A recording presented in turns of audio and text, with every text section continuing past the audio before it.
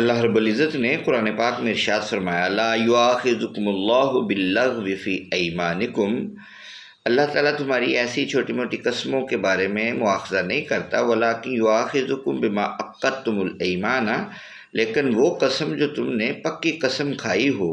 یعنی جو یمین منعقدہ ہو، اس کے بارے میں اللہ تعالیٰ مواخذہ کرتا ہے۔ فَكَفَّارَتُهُ اطعام 10 مساکین، تو اس کا کفارہ یہ ہے کہ 10 مسکینوں کو اوسط درجے کا کھانا کھایا جائے، من اوسط ما تطعمون اہلیکم،